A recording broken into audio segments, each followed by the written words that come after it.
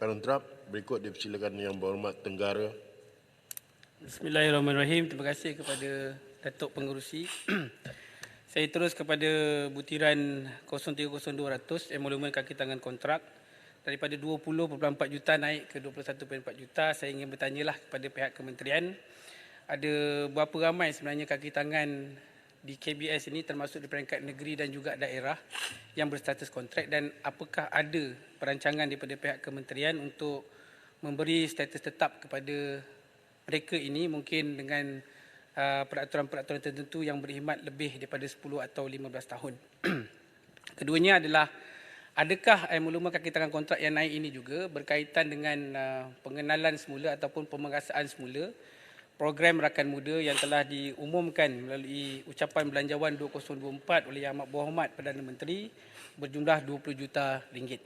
Dan keterkaitannya itu ialah apabila saya juga melihat Datuk Pengerusi butiran 030500 penyelenggaraan pejabat kompleks belia dan sukan daripada 6 juta kepada kosong, kemudian butiran 030600 penyelenggaraan peralatan latihan dan bangunan IKBN ni, dan juga minta maaf kepada ni butiran 02001 kompleks Rakan Muda daerah KRMD daripada 27 juta kepada 820,000, dan butiran 02007 kompleks sukan komuniti daripada 2.5 juta ke 3 juta. Adakah kelangsungan perwujudan semula ataupun pemaksaan semula program Rakan Muda ini selari dengan perkara-perkara yang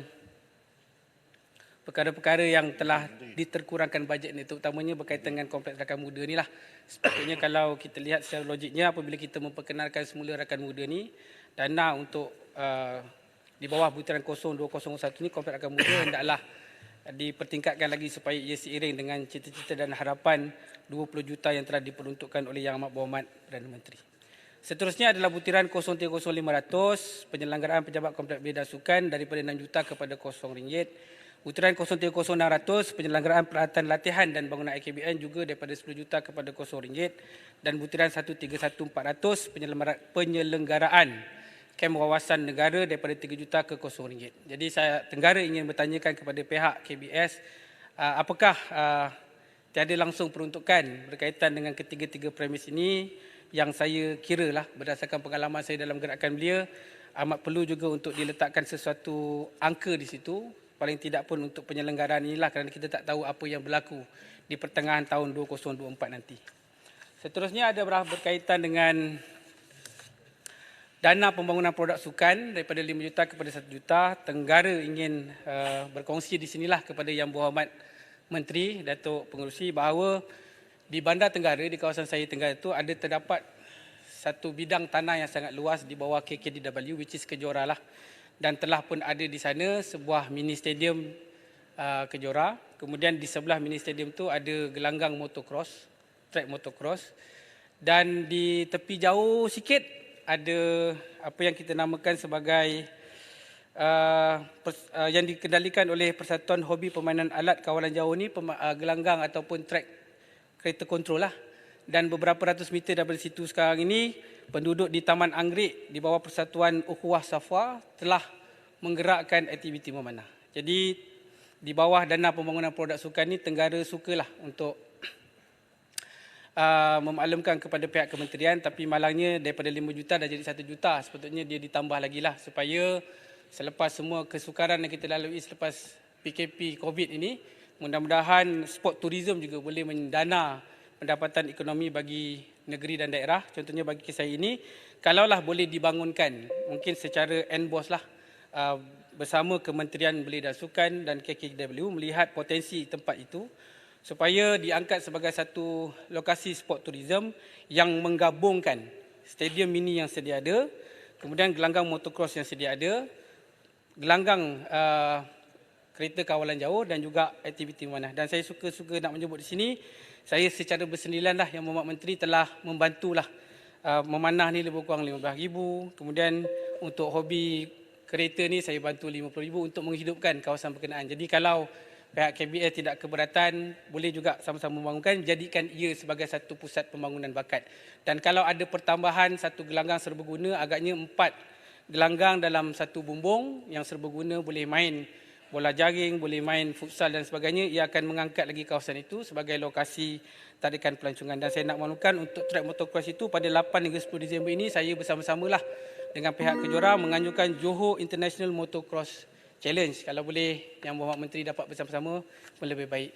Yang Datuk Pengerusi ada satu lagi yang saya nak sebut, saya minta masa, iaitu butiran 031600 Hari Belia Negara daripada 2 juta ke 5 juta, amat bagus. Dan butiran 030500 Pembangunan Belia dan Sukan daripada 17.5 juta kepada 22.5 juta.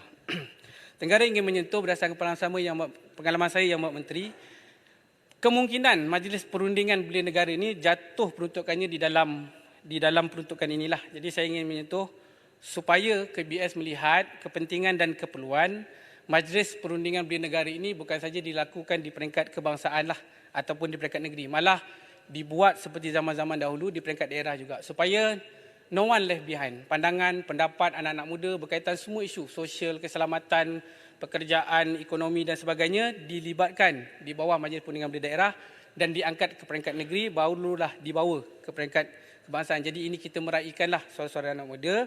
Dan seperkara lagi adalah pelaksanaan tentang dasar belia negara yang saya difahamkan telah dekat sangat nak dilaksanakan di bawah 35 tahun begitu. Saya cuma mencadangkan agar pihak KBS bersedia dengan pelan transisi untuk pelaksanaan dasar ini, kerana ia tidak boleh diumumkan saja ataupun dilaksanakan sedemikian, mestilah ada dasar-dasar tertentu, kerana transisi ini penting untuk menyediakan mekanisme dan kesiagaan generasi. Dan kalau tidak keberatan, Datuk Pengerusi saya ambil masa sikit, saya mencadangkanlah untuk diwujudkan pula bukan saja dasar belia tetapi dasar remaja negara di bawah 25 tahun yang memungkinkan aktivis yang mungkin selepas pelaksanaan dasar belia ini umurnya dah terlebih boleh masih membantu Kementerian Belia dan Sukan untuk menggerakkan program, aktiviti, kesukarelawanan dan sebagainya di bawah fotre dasar remaja itu. Dan kita haraplah, Tenggara harap pihak kementerian boleh berbincang guna konsep NBOS juga dengan KPM, mungkin convert ataupun transform sekolah-sekolah di kawasan-kawasan luar bandar ni menjadi pusat pembangunan dan kecemerlangan belia di peringkat komuniti. Jadi dengan cara-cara demikian, belia boleh disantuni dan kita pun tahu belia ni habiskan banyak masanya di sekolah. Jadi kalau di sekolah itu ada elemen Kementerian Belia dan Sukan, saya rasa pembangunan belia yang lebih konstruktif dan lebih cergas dapat dibina melalui sekolah juga, melalui sekolah di zaman sekolah lagi. Itu yang saya maksudkan. Itu saja Yang Berhormat Datuk Pengerusi, terima kasih memberi sedikit lebih masa. Terima kasih Yang Berhormat. Negara dipersilakan.